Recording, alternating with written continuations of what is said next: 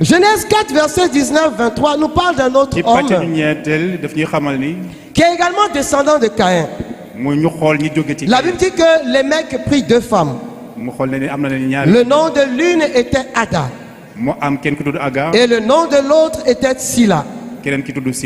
Adam enfantant Jabal. Il fut le père de ceux qui habitent sous les tentes et près des troupeaux. Le nom de son frère était Jubal. Il fut le père de tous ceux qui jouent de la harpe. Les mecs dit à ses femmes, Ada et Atsila, écoutez ma voix. Femme de Lémec, écoutez ma parole.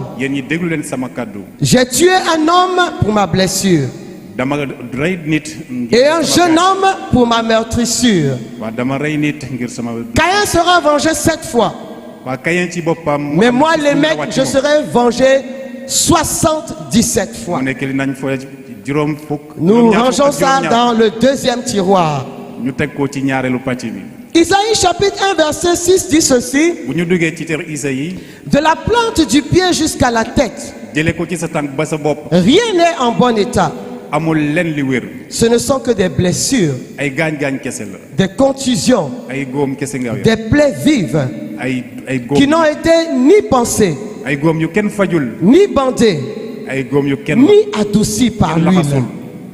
Et j'aime bien la fin de ce verset parce qu'il parle de l'huile, donc la nécessité du Saint-Esprit d'intervenir dans la guérison des cœurs.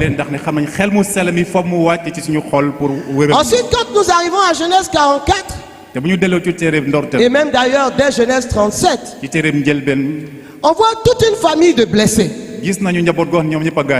On voit Jacob qui est blessé. La Bible parle en Genèse 44, verset 20-24, en disant que nous avons répondu, nous avons un vieux père et un jeune frère, enfant de sa vieillesse. Cet enfant avait un frère qui est mort et qui était de la même mère. Il reste seul et son père l'aime. Tu as dit à tes serviteurs, faites-le descendre vers moi et que je le voie de mes propres yeux. Nous avons répondu à mon Seigneur, l'enfant ne peut pas quitter son père. S'il le quitte, son père mourra. Je fais juste un petit résumé de ce passage que beaucoup connaissent. On sait que Rachel, c'est l'épouse aimée de Jacob, va donc mourir.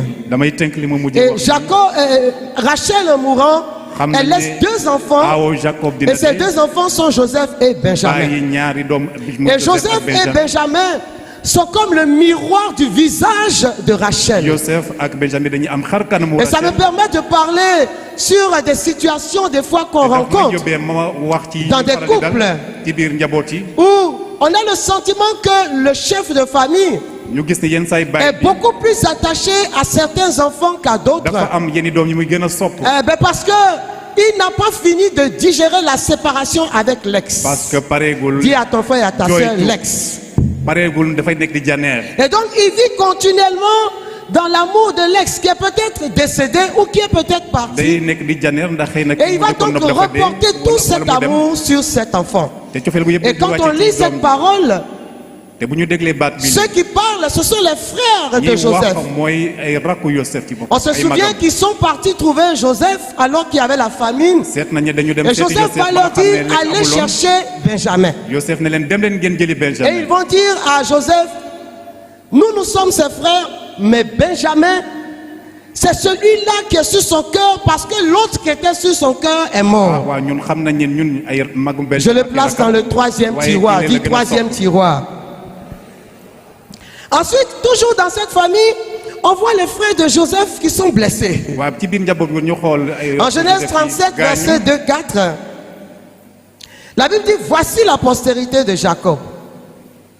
Joseph, âgé de 17 ans, faisait paître le troupeau avec ses frères. Cet enfant était aussi était auprès des fils de Bila et de Zilpa, femme de son père. Et Joseph rapportait à leur père leurs mauvais propos. Je ne sais pas comment on appelle ici, mais chez nous on appelle ça enfant papato. Voilà. Il aimait rapporter tout ce que ses frères faisaient au papa. Et la Bible dit, Israël aimait Joseph plus que tous ses autres fils. Parce qu'il l'avait eu dans sa vieillesse. Et il lui fit une tunique de plusieurs couleurs. Ses frères virent que leur père l'aimait plus que tous. Et il le prit en haine. Il ne pouvait plus parler avec amitié. On connaît le résultat. Ils l'ont vendu. Le troisième blessé dans cette famille, c'est Joseph lui-même. Vendu par ses frères, jeté dans le puits, accusé à tort par la femme de Potiphar. Il se retrouve en prison. Comme ces situations qui jaillissent de nulle part dans nos vies des fois, sans que nous ne comprenions ni le début ni la fin. Mais en tout cas, on est dedans. Comme disait quelqu'un, on est déjà né. Et on vit la situation, le regard levé vers le ciel, en espérant dans le secours de Dieu, mais le secours de Dieu vient toujours. Dis à ton frère, le secours de Dieu vient toujours.